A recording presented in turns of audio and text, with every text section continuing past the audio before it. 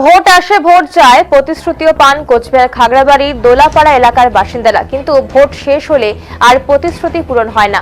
তাই হয় উন্নয়ন নয় ভোট বয়কট, এই স্লোগানকে সামনে রেখেই প্রতিবাদ মিছিলে সামিল হলো এলাকার বাসিন্দারা। এলাকার রাস্তা এবং ড্রেন তৈরির দাবিতে বারংবার বিভিন্ন দপ্তরে দ্বারস্থ হয়েছেন তারা, কিন্তু লাভের লাভ কিছুই হয়নি। তাদের অভিযোগ, ভোট আসলে মেলে প্রতিশ্রুতি, আর ভোট চলে গেলেই দেখা মেলে না জনপ্রতিনিধিদের। মূলত এই অভিযোগকে সামনে রেখেই রবিবার প্রতিবাদ মিছিলে সামিল হলো কোচবিহার শহর সংলগ্ন খাগড়াবাড়ি দোলাপাড়া এলাকার 250 নং বুথের বাসিন্দারা।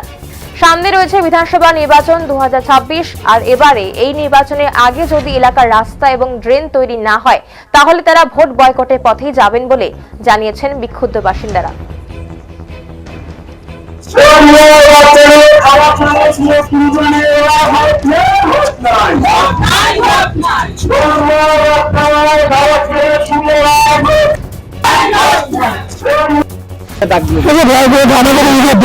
রাস্তা নাই, খুব সমস্যা। সাধারণ লোকের বাচ্চারা স্কুলে যেতে পারে না, অসুবিধা।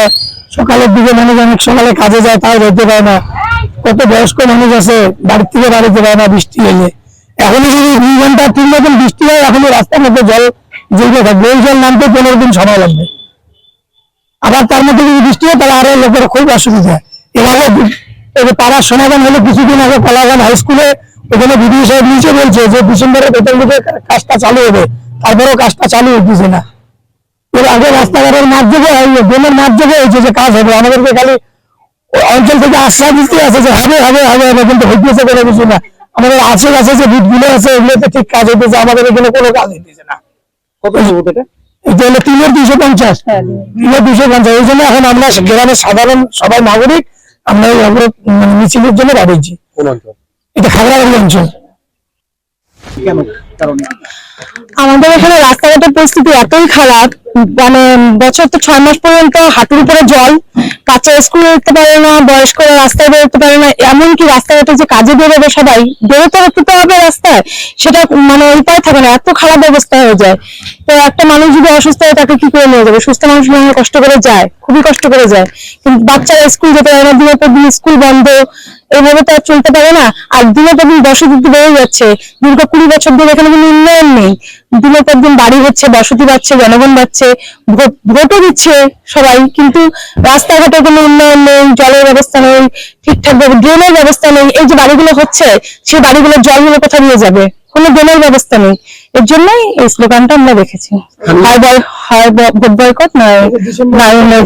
হ্যাঁ, তারপরে আমাদের দুয়ারে সরকারের ওখানে যেতে বলেছিল। এর আগে আমরা অনেকবার বলেছি যে এই রাস্তার ব্যাপারে, অনেকবার এইরকম ভাবে আমরা বলেছি যে ভোট বয়কট করবো, না হলে বলে রাস্তাটা করা হোক, এরকম ভাবে চলা যায় না।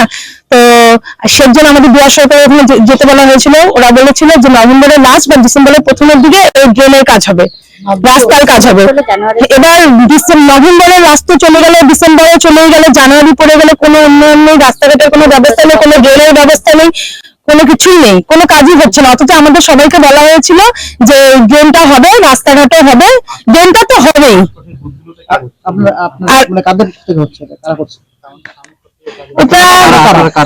আমরা তো এখানকার স্থানীয় বাসিন্দা, আমরা এখানেই থাকি।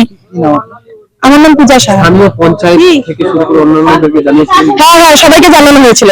পঞ্চায়েতে আমাদেরকে বলেছিল যে আমরা তো কাজ করতে পারছি না, তাহলে তোরা আমরা সবাই মিলে তারা দুয়ারে সরকারে যাই, ওখানে গিয়ে বল, ওখানে বড় বড় লোকরা থাকবে, তাদেরকে বলা হোক। তারপরে আমরা তাদের সাথেই গেছি, পঞ্চায়েতের সাথেই গেছিলাম, পঞ্চায়েত ছিল এখানে। আমাদের সবাইকে দিয়ে বলানো হয়েছে যে তোমাদের কি অসুবিধা বলো। তা আমাদের অসুবিধাগুলো আমরা বললাম, কিন্তু কোনো কাজই তো হলো না। বলেছিল যে হবে। আমার নাম পূজা সাহা।